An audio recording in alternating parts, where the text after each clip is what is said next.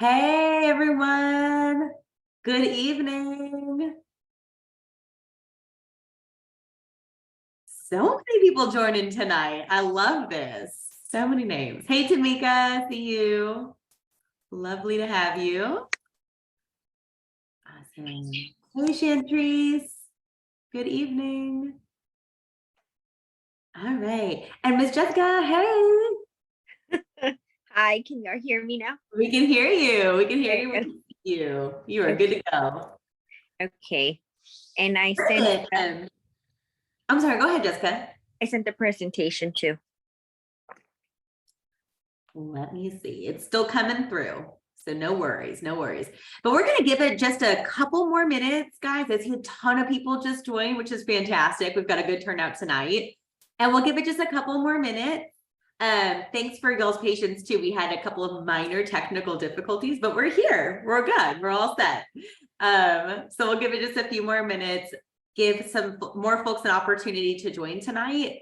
Really excited to have our partners here from East West Bank talking about a super, super important topic, which is how to use a credit card in a healthy fashion.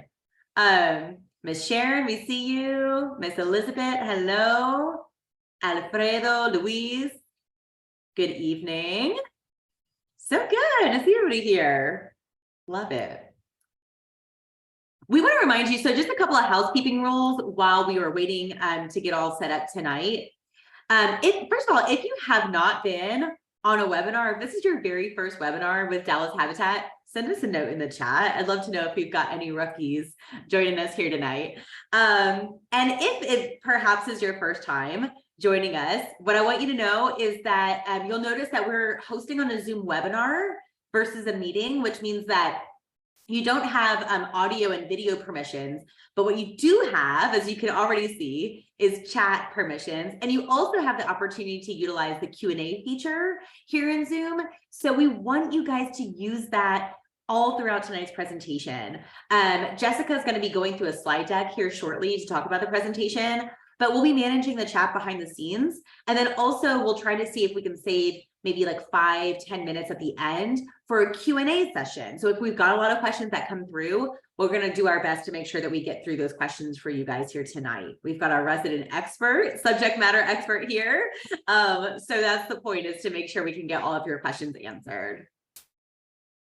All right, Jessica, I'm pulling up your presentation. It's come through. So just a minute and I'll get that up for us. Awesome, I'm glad. Yeah. And then also, let me see, do we have any? Yay, Caprice is a rookie. Hey, Caprice, welcome. Love it. That's fantastic. Well, welcome. You have found your tribe, Caprice. We are here definitely to support you throughout the process. Happy that you're here. Thanks for being here. Love that. And if you are new, if you're like Caprice, and or even if you're not new, just a reminder to let you guys know that Dallas Habitat does a ton of financial education in addition to the homebuyer education that we also provide. Take advantage of that. All of our financial education is free. It is open to anybody, anywhere, and we've got content in both English and Spanish as well. And sorry if things are a little slow on my end. It looks like I'm freezing a little bit because I'm pulling up a PowerPoint. So bear with me for just a sec. Okay.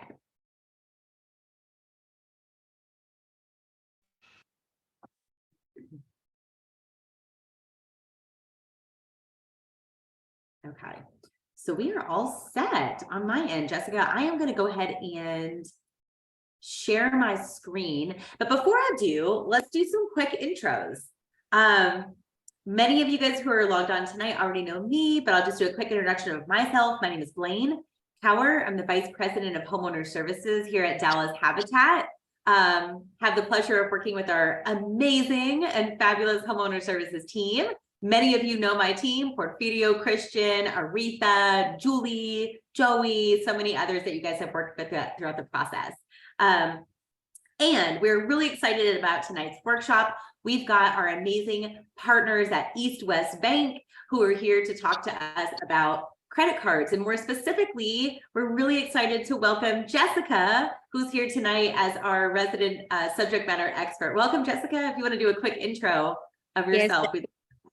Yes, definitely. Thank you so much for having me. I'm so excited to be here. My name's Jessica and I work for East West Bank. I'm in the Houston location. I've actually been in banking for 16 years.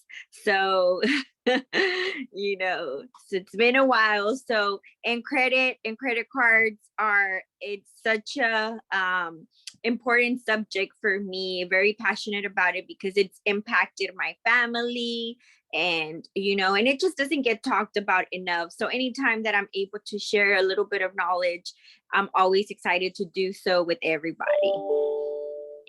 Thank you so much, Jessica. And we couldn't agree more. There's a lot of myths, misconceptions that are out there about credit cards. There's also a lot of taboo sentiments about using credit cards and that sort of thing. So really excited that you're here tonight to help us dig into this. And just one more reminder for our participants here tonight, please send in your questions. We know you'll have questions. We want to make sure we get those answered. So send them in throughout the presentation through the chat or the Q&A. We promise we'll get to as many of those as we can. So without further ado, let me go ahead and share my screen. Okay. Jessica, can you see that on your end? I can. Perfect. Excellent. Okay. Well, show is all yours. Thank you. So today we'll be talking about using credit cards and just defining different terms about credit cards. And like we said, please ask questions. We're here to answer any questions that you might have. Don't be shy. We really want to take care of those questions you might have. Go ahead and move on to the next slide, please. So know how credit cards work. It's very important for you to know how it works, how to use them. Sometimes credit cards can save you from certain situations. We just need to know how to use them. And hopefully through this slide, we can get into more details about all of those details and when it's best to use them and how to manage them once we do use them. So definitely, what is a credit card?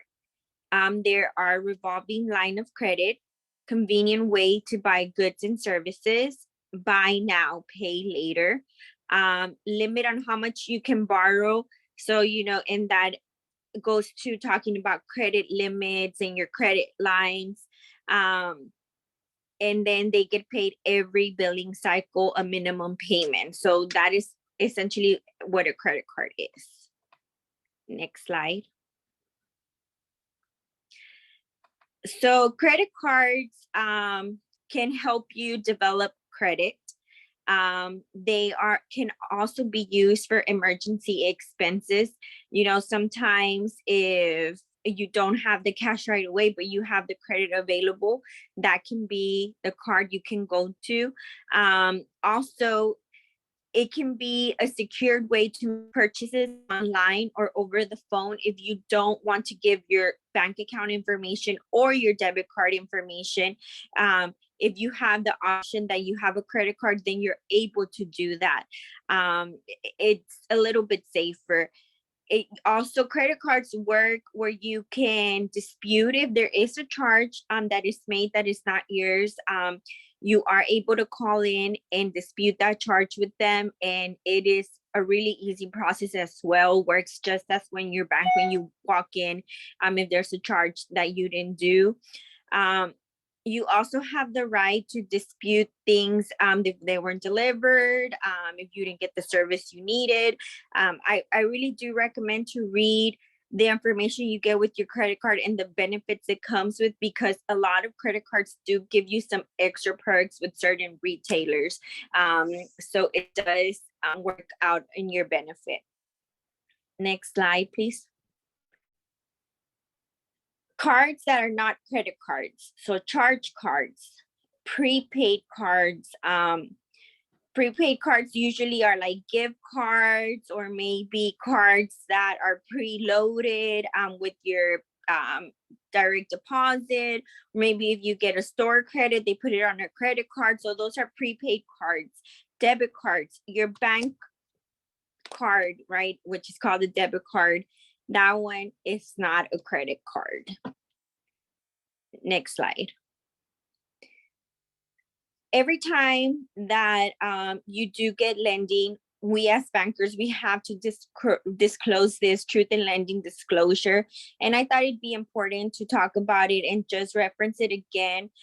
Truth in lending, what you are supposed to do is credit card rate. They're supposed to disclose the credit card rates, the fees that are applied, which is something that, once again, please review and shop around for it, because it will say on those disclosures if you have a fee and what the interest rate is.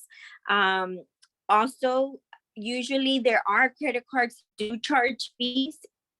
That is the only one you qualify for, then go ahead and do it. But if you have other options, always shop around to see what's the best thing for you. And there's plenty of credit cards out there that do not have a fee.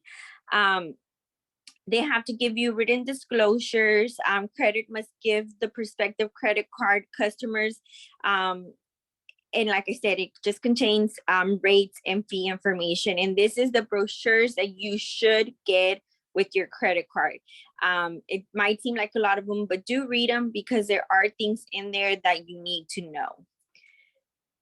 Next question, next slide.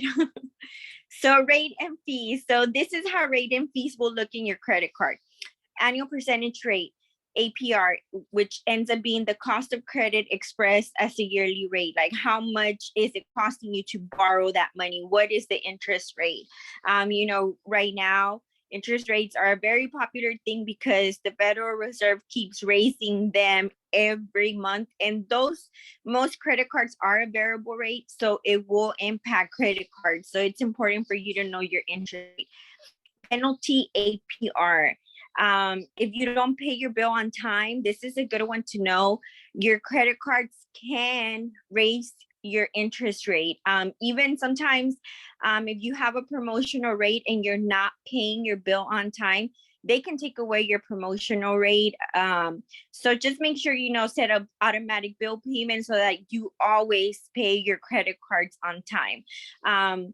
There are some more generous companies that if you do call them, tell them, hey, I made a mistake, I didn't pay my credit card on time, it was an accident, they will refund those fees. But make sure that if you do forget to make your credit card payment, make it as soon as you remember, because it won't get reported to your credit report unless you are past 30 days late. So let's say your credit card payment was due yesterday and you remember today, make your payment, make it right away as soon as you remember, so it doesn't affect your credit, because after 30 days is when it'll get reported. So interest rates, again, like I mentioned, they work in two ways. There's a fixed and a variable. Fixed, your credit, the interest rate will not change. Variable, which is the majority of credit cards, the interest rate will change.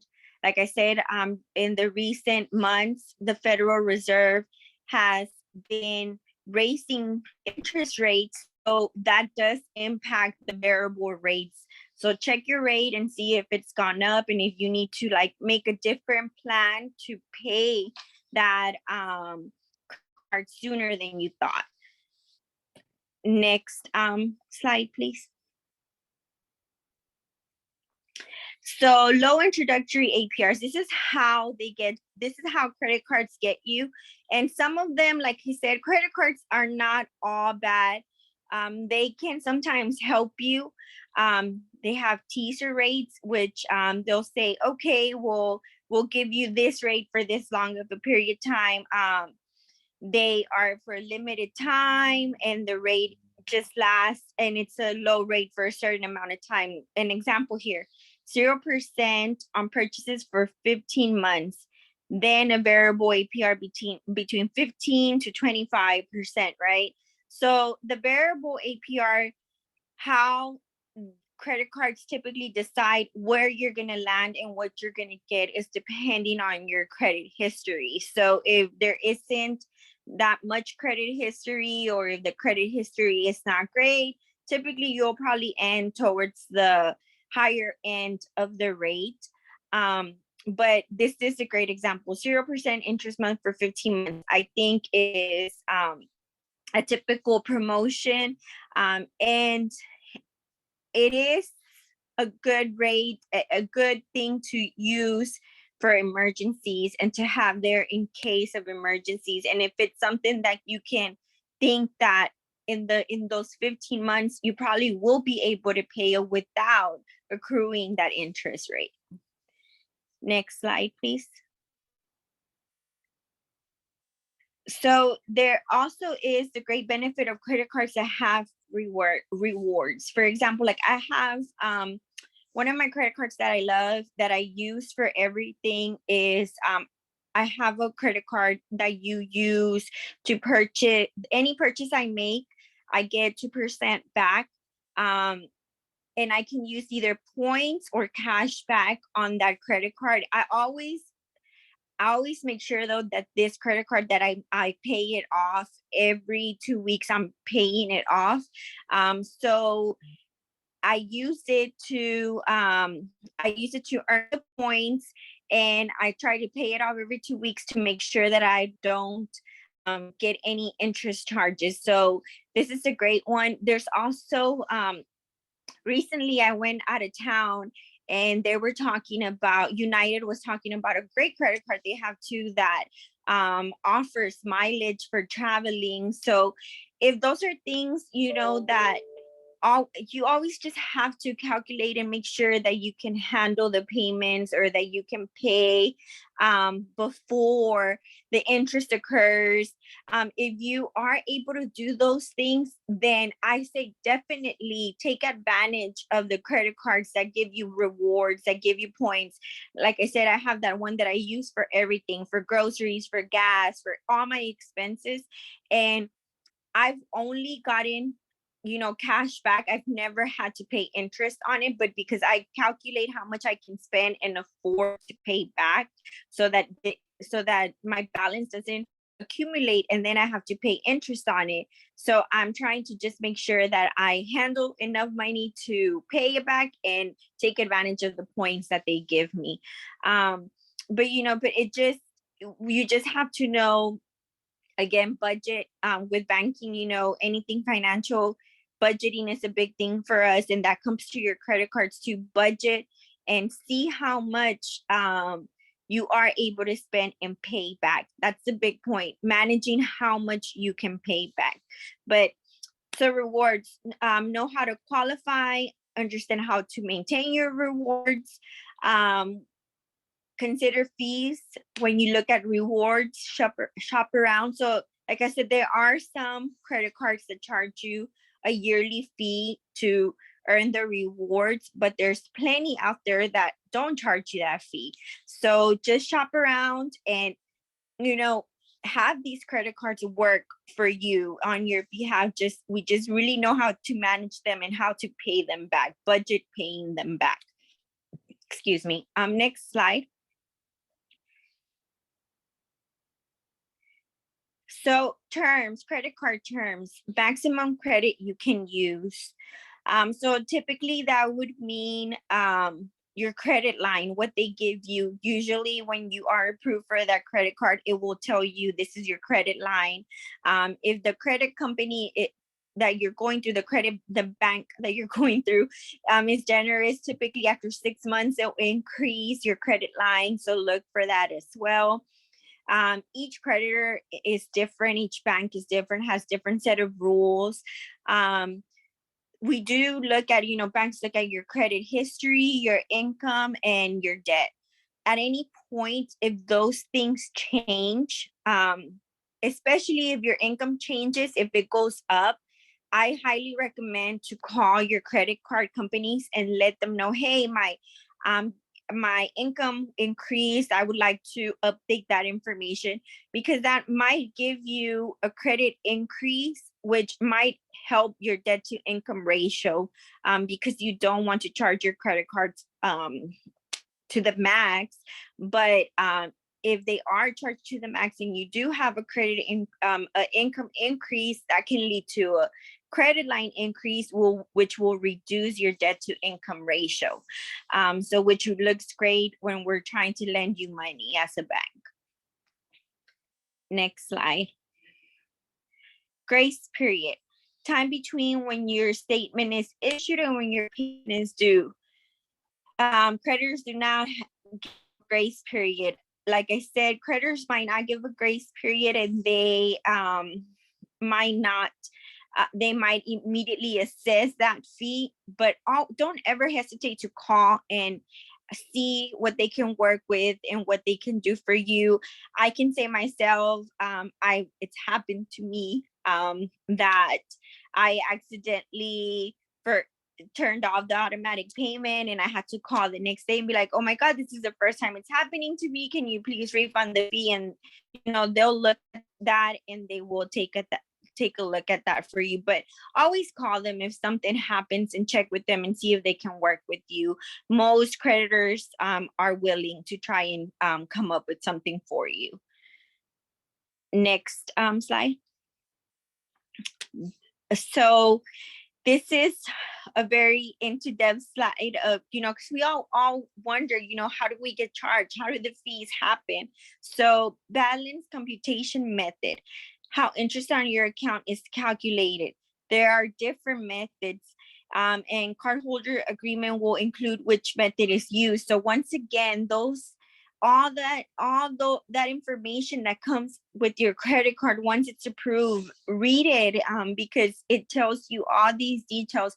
Oh, even some of them will even break down the equations that they use to tell you how they come up with your payment.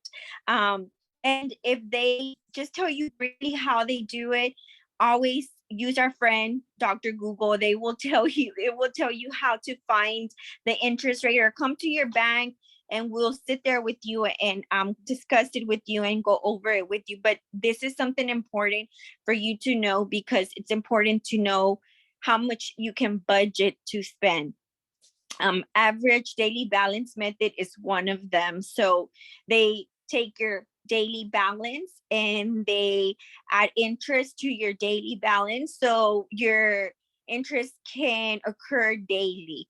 So like I said, read that information that comes with it. If you're not sure, call the creditor that's lending it to you so we can break it down for you, and we will definitely go over all that information with you. Next slide. Customer service, again, is one of the biggest features on your credit card. A lot of credit cards, because they're offered worldwide, especially on big credit cards, their customer service is offered to you 24/7. So it's always, if you do have the option to have a credit card, your credit card is always a safer option than your debit card, because you will get customer service immediately to answer your questions and help you. They give you extended warranty sometimes on products you buy. Payment protection, credit monitoring is another great thing that credit cards offer. They give you this service for free for being a customer of them. From what I can tell, and from the credit cards that I have recently, all creditors are doing this. They're giving you the option to review your credit for free for having a credit card with them, which is a great option. Know what's going on with your credit and if there's any fraud going on. So just look at that information and see if your credit card offers that for you, and take advantage of it. Next slide. So there are a couple of types of credit cards: unsecured and secured credit cards. Unsecured credit cards are no collateral, right? And typically what that means is that you apply for it and your credit history qualifies you enough to get this credit card, and we're not asking for any collateral.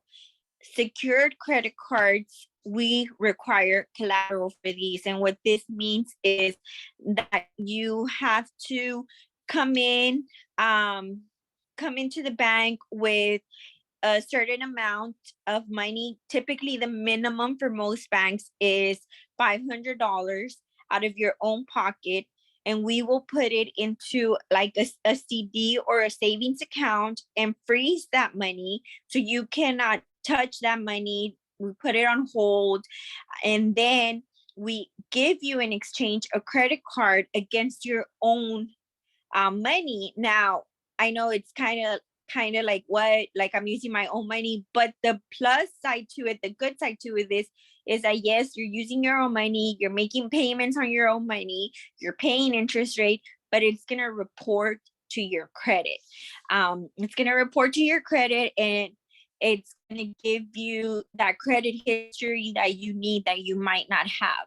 So, yes, those, it kind of seems kind of strange, the requirements that we're using your own money and things like that, but it will help out your credit. So if that is your only option and you're really trying to build your credit, please make sure that you do use this option.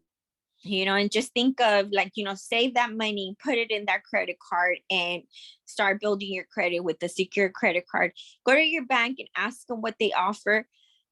There are some banks that do charge a fee for a secure credit card. Shop around. My recommendation is always shop around to see what is the best option for you. Next slide. So again, more detail about the secure credit card, which is great. They have lower credit limits. Some people apply for secure credit cards if they're unable to get unsecured cards. It can help build your credit history. Next slide. So applying for a credit card, you can go to your bank. Retail stores offer credit cards, websites that compare credit cards for you. You can also apply there. You receive offers in the mail. And then just make sure that you do the research on whatever credit card you're trying to get and what is going to meet your needs. What are you going to get the most? Which card is going to give you the most for your money? And obviously, if you are getting too many information on credit cards, you can always opt out. The information is on here. And that's when you get opting out of pre-screening. Those are usually the ones that you get in the mail that say you're pre-approved. Pre-approval doesn't guarantee that you are approved. They just pre-screened you and sent it to you. But once you go into the site and actually do an application, that's when you pull your credit and determine whether you are or you're not. Just because you're pre-approved doesn't guarantee an approval. So also keep that in mind when you're receiving letters in the mail. Next slide.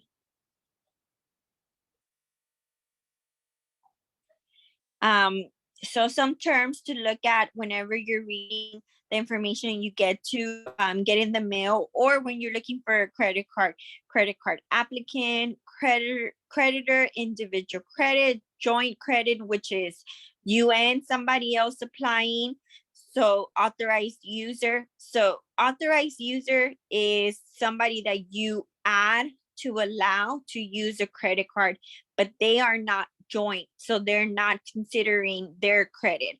So just clarifying that, because those are two important. So joint credit, both of you are applying for credit together. Authorized user is the credit card is under your name, under your credit, and you're just adding somebody, allowing them to use your line of credit. Next slide. So know how credit cards work so you can more effectively shop around for one that meets your needs. Like I said, mine, I like that I get points back for every purchase I make, and then I'm able to cash in those rewards either as cash back or as points to purchase something on their online store. There's the mileage card too. That's another example. If you travel a lot or stay in hotels a lot, then you could definitely use that one. And they even get free flights and things like that. So look for something that's going to meet your needs. If you are able to look for something like that. Next slide. Managing your credit card. All right. Let's do next slide.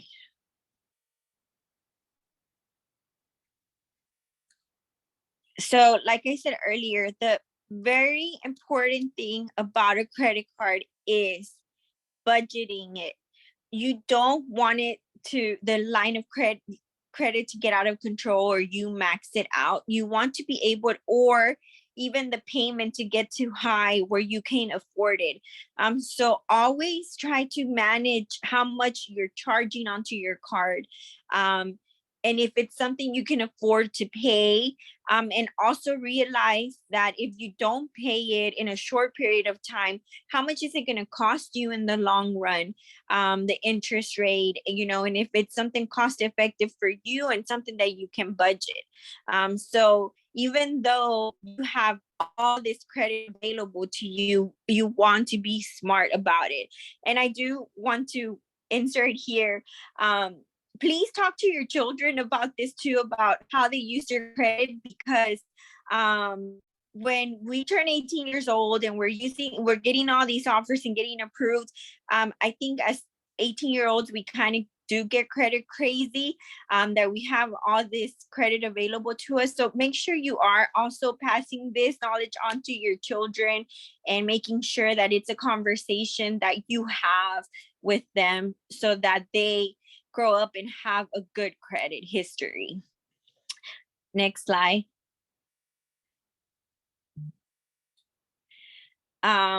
So reading a credit card statement is so important because it will give you again how you add the interest, what your monthly charges will be. Now credit statements are forced to say if you pay the minimum payment, it's going to take you these many years to pay off your credit card. So these are things that you want to look for. So it has the account billing cycle. So it'll tell you the time period of that statement, account summary. So important just to make sure that there aren't charges on there that are not yours.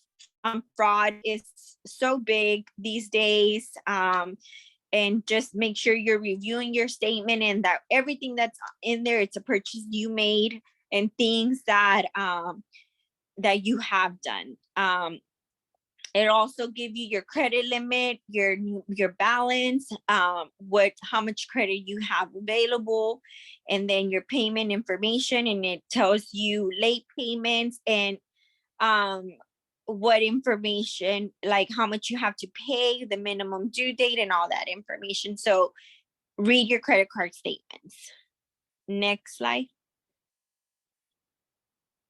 So these are included as well when that package, again, when you get it in the mail, is so important. It has so much information, and I know a lot of it is in tiny print, but do take the time to read it because it talks about credit counseling, notice your interest rate, your transactions, accounting activity, and this is also included with your statement. And again, your statements will also calculate your interest on there so that you can see what's happening with your interest rate. Next slide. So managing your credit card, if you're like me that uses your credit card for everything to earn those points, I need to make sure that I'm keeping track of the purchases I'm making. A good way is either keeping my receipts or writing down, just like you would like a check ledger, where I'm spending my money and what I'm doing with it. Like I said, checking your statements for mistakes, and just making sure that I'm making my payments on time. Making my payments on time and not exceeding my credit limit or what I've budgeted myself, because an example can be like my credit limit can be $10,000 and I've just budgeted myself to spend $2,000, so just make sure that you're not exceeding credit limits or what you can afford to pay back. Next slide. And here is perfect. It gives you an example of what happens when you only pay the minimum payment, right? Like how much is it going to cost you? So these are things you want to think about. And again, also mention to your children, yes, credit cards are amazing and they help you, but how much is it going to cost you in the long run? Does it make sense for you to charge it? Or does it make sense for you just to make the minimum payments only? Please talk to them about that and do these calculations and present this to them so that that it might cost you more than you think if you're just doing the minimum payment. Next slide. And then obviously you do have the option to pay more than the minimum payment. Just because your credit card tells you you only have to pay $20 doesn't mean that that's just what you have to pay.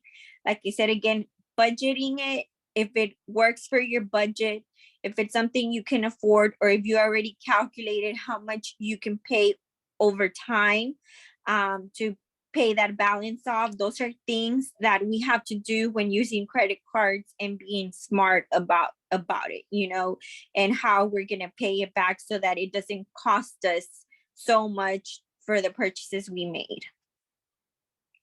Next slide. So payments are applied to your card. Minimum payment. Creditor chooses how to apply to your balance. Often apply to a portion of the balance with lowest interest rate.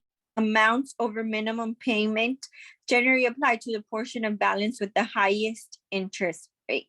So this is typically an example of how your payment will be applied. Next slide. So credit cards are a great tool to have. Again, they can either give you points back and you can have cash back. Credit cards have taken me out of so many car problems where my car, I need a new tire or something like that, and I'm able to charge it and pay it. And then I go back and see what time I have to pay it back. They can be a great tool to have to help you when you need it, but we need to know how to manage them and budget them so that it doesn't cost us more in the long run and damage our credit if we exceed credit lines or just apply for too many credit cards that we can't afford. Next slide.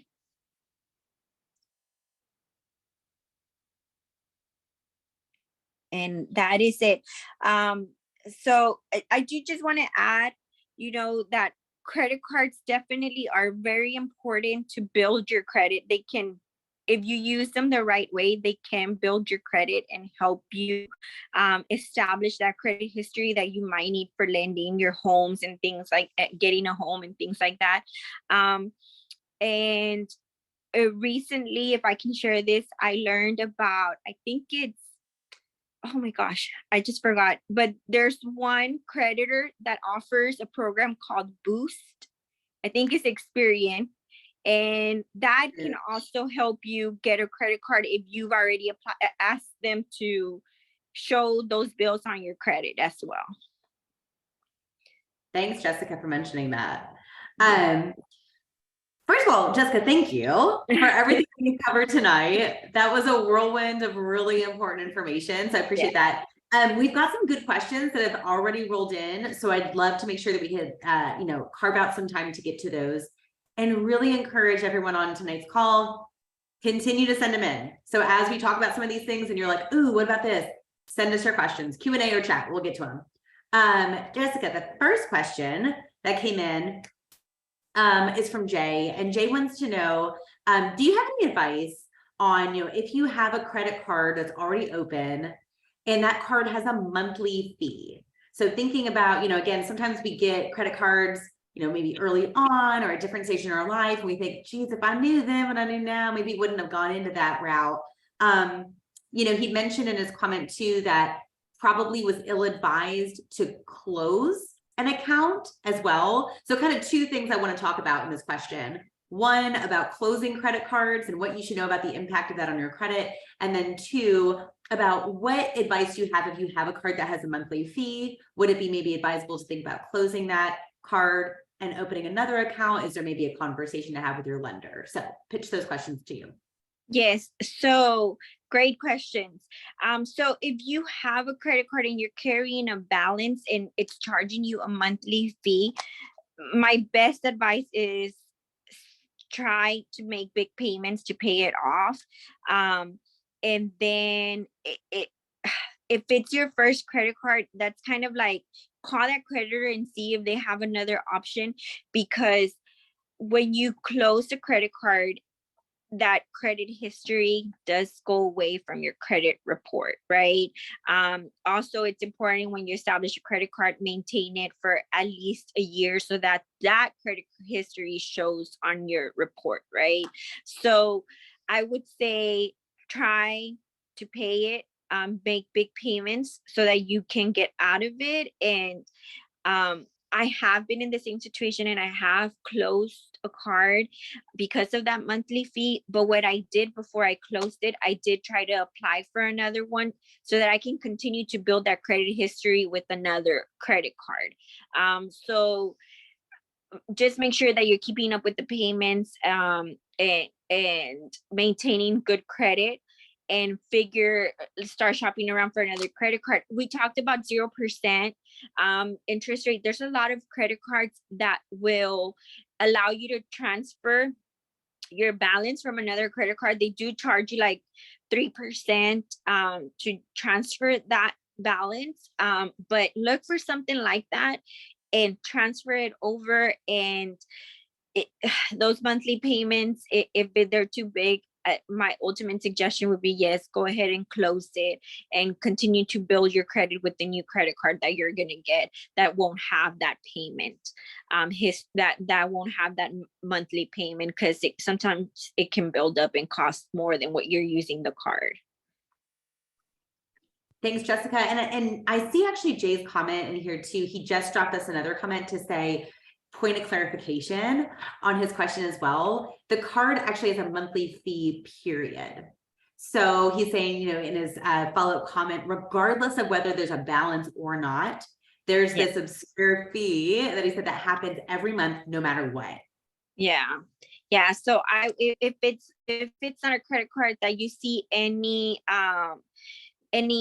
reward to it, or you're not benefiting from it at all, go ahead and close it. But I would say before you close it, find another credit card to establish, so at least that credit history is still there when you apply for another credit card. Okay, sorry, chatting away in here. Okay. No problem. Jay, hopefully we answered your question. If not, reach out and let us know. And I see Elizabeth said a similar situation that she's in. So thanks for asking that question as well. Okay, I wanted to ask another question that came in earlier. We have a lot of good questions coming in, by the way, so keep them coming. I see them in here. We're going to get to all of these tonight. So one that I saw earlier was, if you are someone that maybe, based on previous credit history, we are looking at, core or subprime, what you call subprime credit right now. So our credit score is not great. What is a credit card that you might suggest, like a type of credit card, not necessarily brand or specific, right? But a type or vehicle of credit card that would be helpful for somebody who has subprime credit and is looking to rebuild that credit? So definitely the Boost program is one way to rebuild, doing that with, and I think it's Experian. So call Experian, ask them about the Boost program, and then the secured credit card. Secured credit card. Shop around for a secured credit card that you can either has an annual fee or no fee. And, and I've had customers that have to save to establish that card, but the result of it at the end can be great because you are rebuilding that credit history and showing that you can afford that credit history. So, even though the logic behind secure credit cards, it's a little bit like, oh, I'm putting my own money to get credit against my own money and still pay interest rate. But the result of it is that it's going to impact your credit, and in the long run, it's going to benefit you a lot. So I've had customers who completely turn around their credit with a secured credit card. So that would be my my suggestion. And there are some creditors out there that are lenient and will help you get a credit card when you're in the process of rebuilding your credit.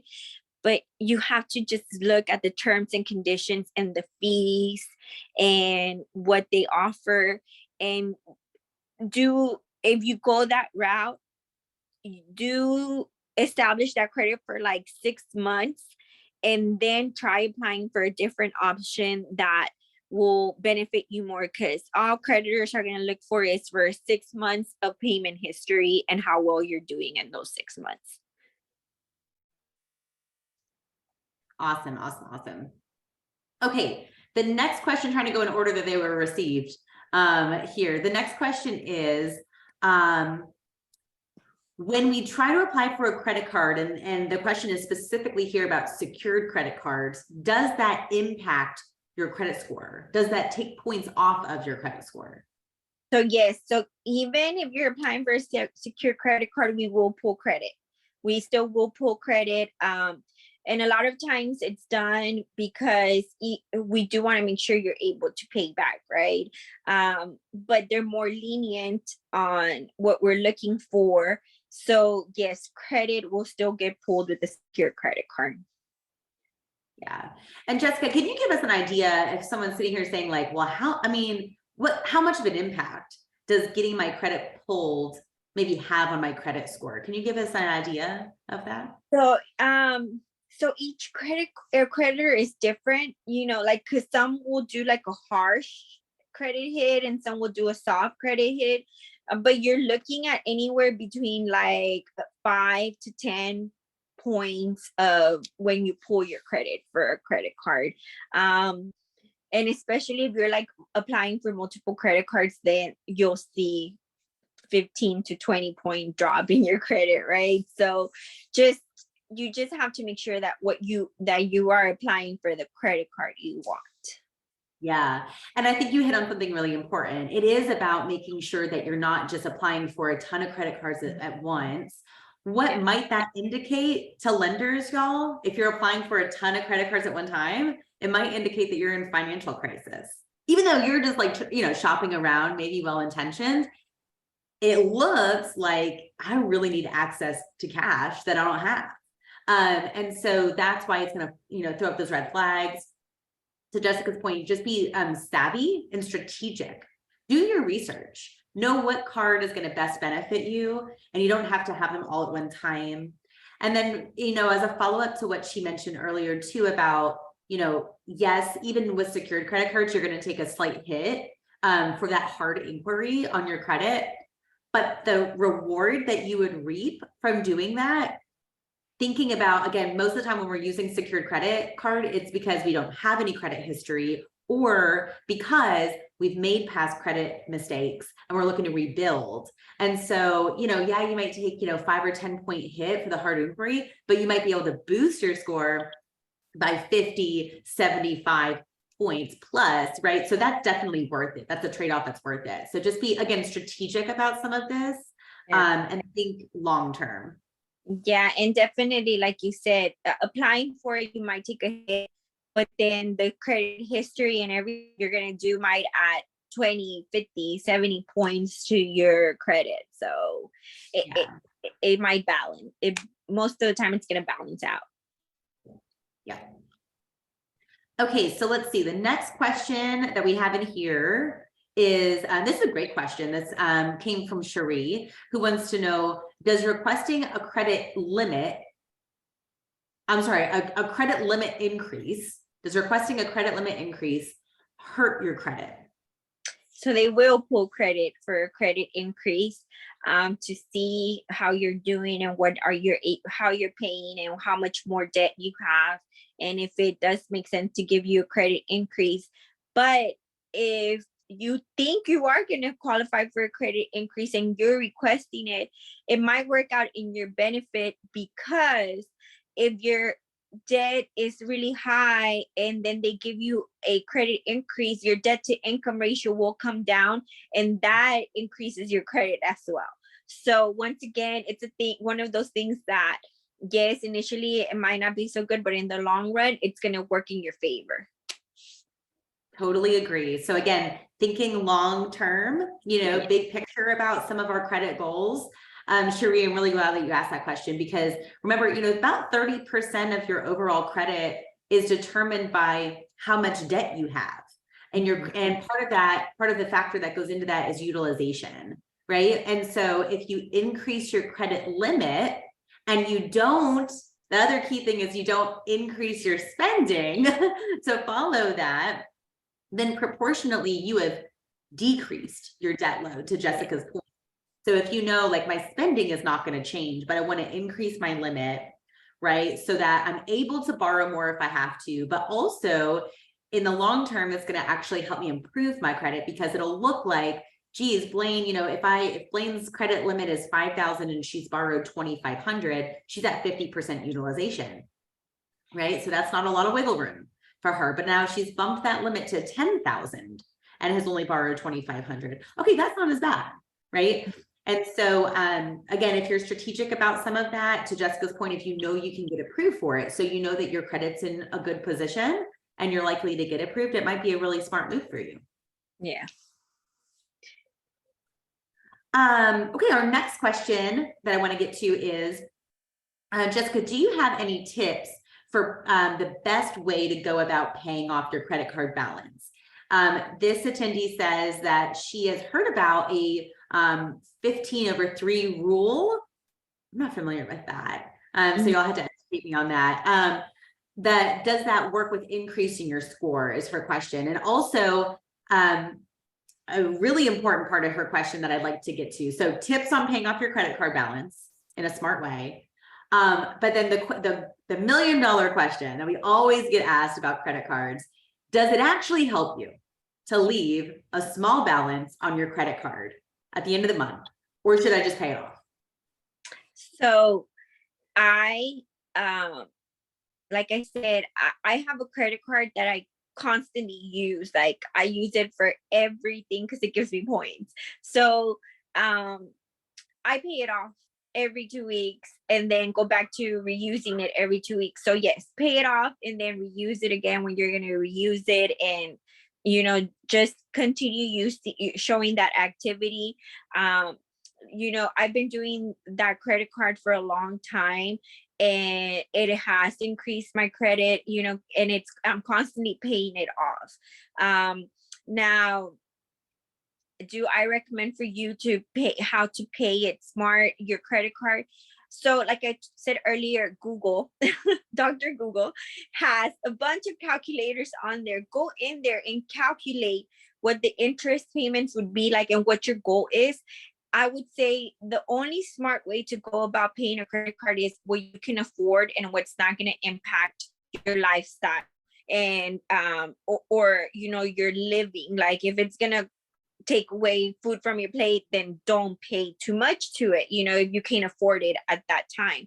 But go online, look for credit card calculator, put in the amount you owe, the interest rate, and the period of time that you want to pay it over, and do that. And yes, it does help you, because again, we go back to your credit line, your credit limit is going to be what you have available. Debt to income ratio, again, is going to look good. You're paying off on your credit card, you're reducing your debt.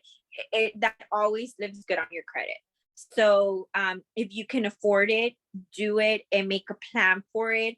Go online, find a calculator, put it in there and manage it that way, whatever's going to be most convenient and affordable for you.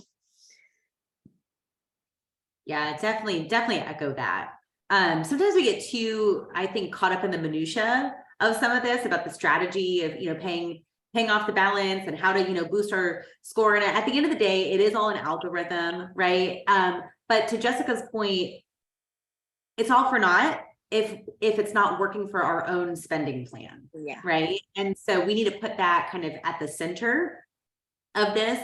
And inevitably, if you're making 99% of your paying off 99% of your balance or 100%, both of those are really good positions to be in. And both of those actions, all things considered, would result in a really positive credit score as well.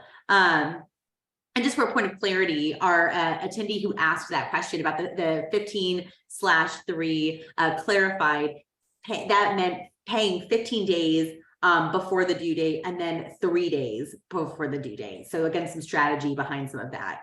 Well, thank you for answering that question, Jessica. Another good question that came in that I wanted to get to is, how can we know what is considered a low or a high APR? So, again, Google. If you Google it, what are low in credit interest rates, low credit card rates, it will tell you. The example I gave, there was one as low as I think it was 5%. I think right now, because of where the Fed is, I think kind of the lowest would be around 8%. Or you might have promotional rates. But what you can do is look at where the federal rate is at currently. And then typically creditors want to make some money off of that. So we'll either add 1% to most likely it's always going to be 1%. So then go off of that. But just Google federal interest rate, what it's at, and typically add 1% to that. And that might be a ballpark around what the lowest that you can find out there will be. Yeah, like Jessica said, I mean, this is a, interesting time to be looking at all of that, but especially as we're seeing a lot of the hikes with the Fed raising interest rates continually. Ebony, to your question, that's constantly changing, right? So kind of that marker of what that base rate is changing right now every couple of weeks. So really good question. And I would agree with that. I think that you can find a lot of that information online as well to know what is really competitive right now. Yeah. That's definitely something that's relative and not static. Yeah. Yeah. Another good question I feel like came in, this is a little bit more individualized, but I think that it's still a really valuable question to ask. This attendee mentioned that she keeps getting credit cards that the ones that you had talked about earlier, Jessica, that she's been pre-approved in the mail from Capital One specifically. She said, my credit's not so good, but it's not bad either. I do want to build my credit back up. Do you think it might be worth giving one of those cards a shot? I don't want it to affect my credit if I don't get approved. So Capital One is a very lenient lender. So I would say, yes, try Capital One, do it. I would also say just be cautious of what pre-approval you're taking, because they do have a variety of credit cards and some of them do have a monthly fee. So just make sure that you're reading that notification, that pre-approval offer, and what interest rate, what promotion, what fees it has. So just be cautious with it.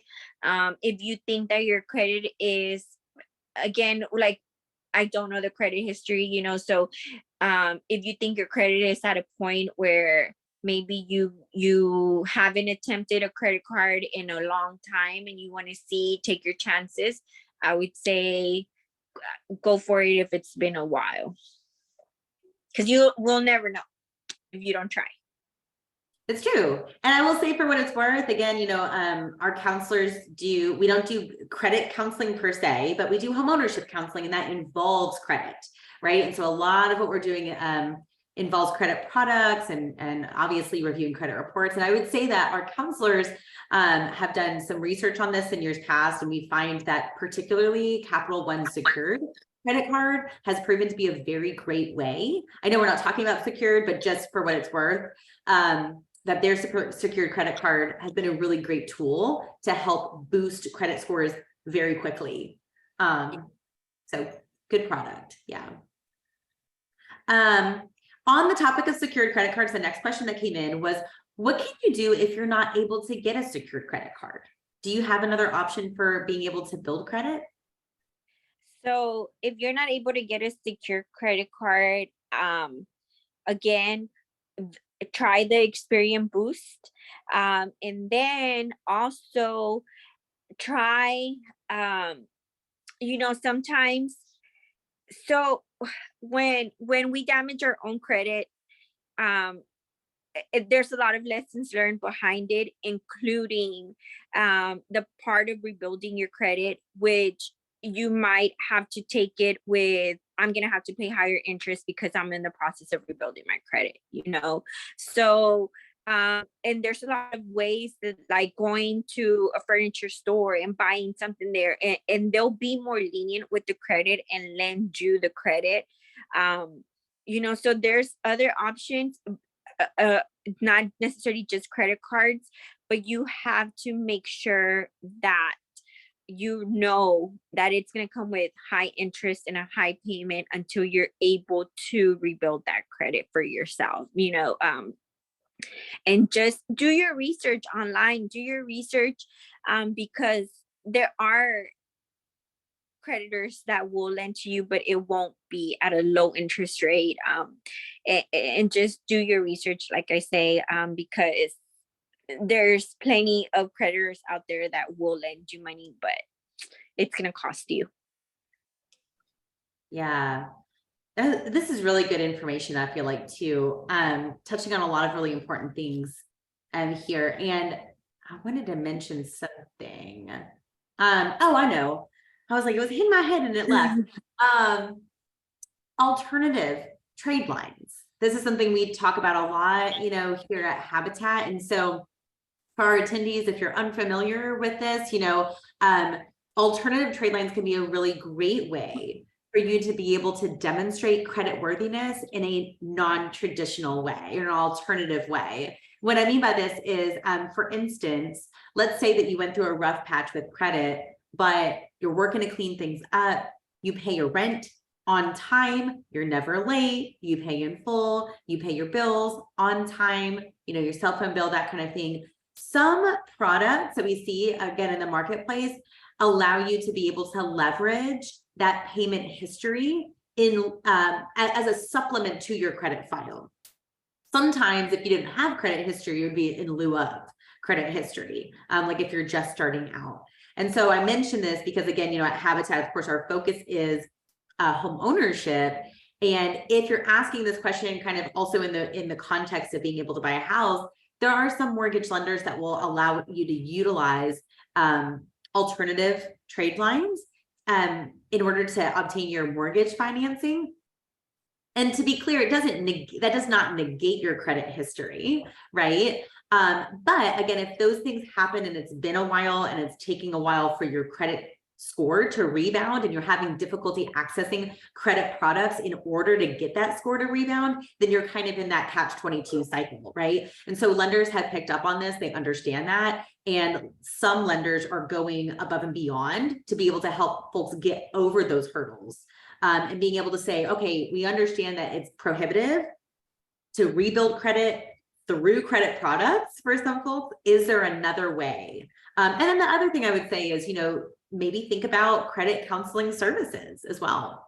Again, at Habitat, we're doing homeownership counseling. We talk about credit, but we're not actually doing like certified credit counseling where we would negotiate payment plans and that kind of thing. But there are nonprofits that offer those kind of services. So if you're working with a homeownership counselor at Habitat and you're looking for those kind of services, reach out to us, let us know, and we can put you in contact.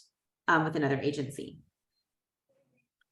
Let's see, a couple more questions.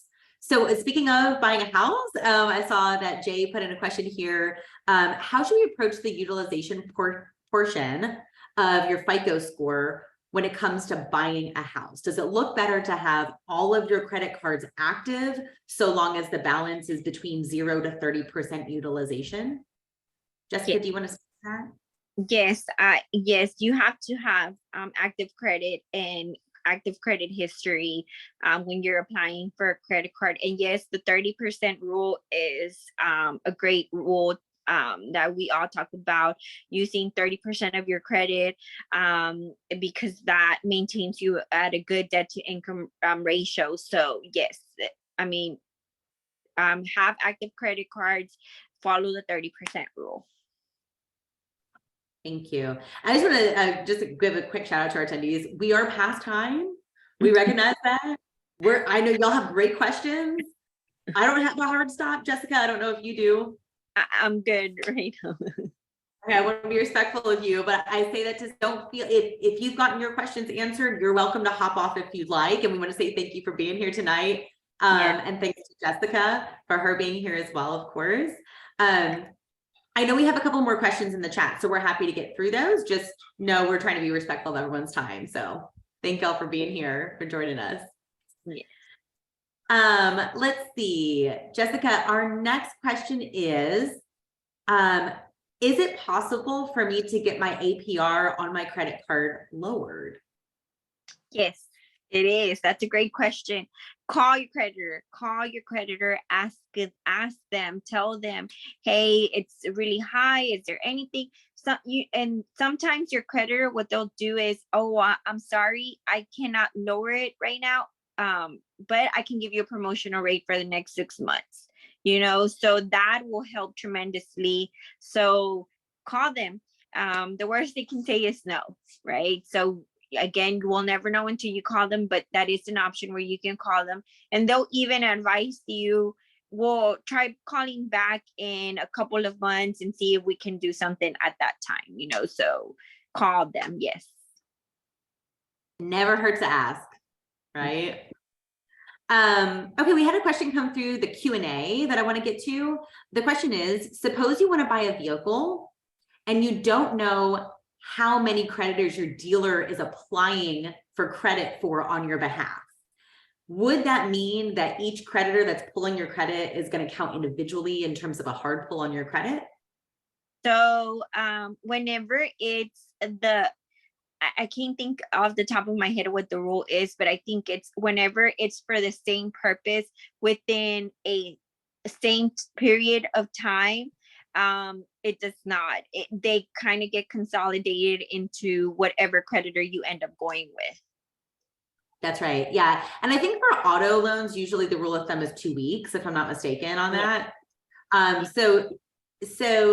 great question that you put in the Q&A for attendee. But yeah, as long as you're shopping around, like Jessica said, for the same type of credit in a short period of time, you're not penalized for doing that, because you are encouraged as a consumer to shop around for the best rate.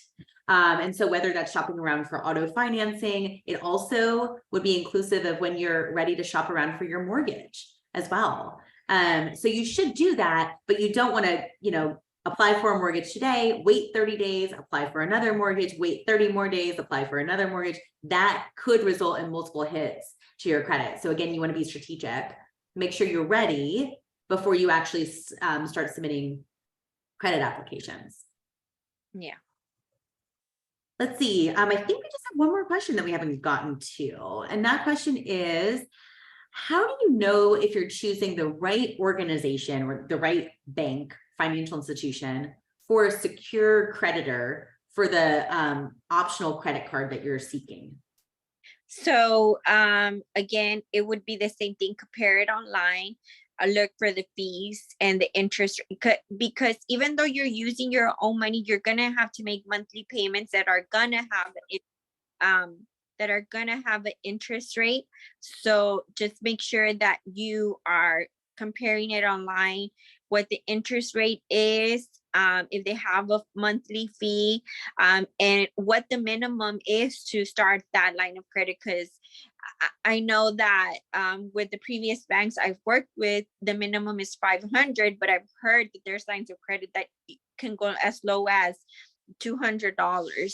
So just shop around, compare it, stop at the bank. If they have a pamphlet that they can give you, get it from them, a brochure, so you can get all that information as well.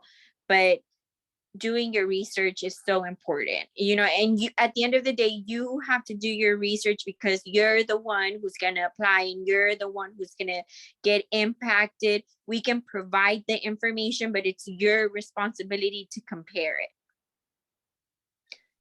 So true. And like you said, Jessica, these days there's no excuse not to. You can literally Google anything online, right? And so then that's the other thing of it. Just do your research on the institutions as well, right? Yeah. And so, and you can get very specific these days, like researching very specific credit cards, not just like a Capital One credit card, but like the Capital One, da da da da da. Venture Plus, whatever you get to see the commercials for, right? You can literally research it that specifically, and you're going to be able to find all sorts of information out there. So you can do that.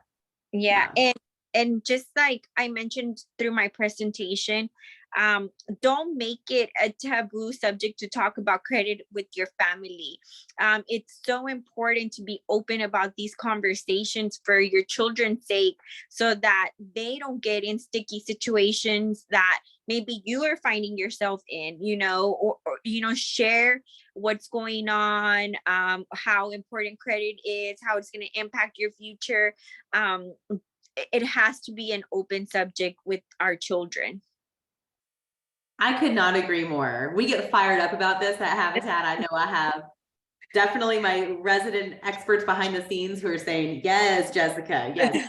But really, that's so important. I saw several chats tonight in the chat coming through about, I made mistakes at the age of 18 because I didn't know any better. Nobody taught me. And unless we as parents slow ourselves down and remember to really teach our children the skill, then we end up perpetuating the same issues that we have lived through ourselves, right? And so it's always a really good opportunity, basically, not just credit cards, like everything that we talk about in the curriculum, right? In terms of financial management, all of this can be really powerful to teach our kids. Yes. Yeah, could not agree more. Well, Jessica, again, I just want to thank you so much for making the time to join us. It was fantastic having you all the way from Houston, Texas. We love it. Go Astros. Yeah, go Astros. Well, I don't think that anybody can claim, go Rangers this year. So we would say go Astros. Yes. But thank you so much for having me. And I don't know if you have my contact information, but definitely if anybody feels like they want to ask me a question, please provide it to them.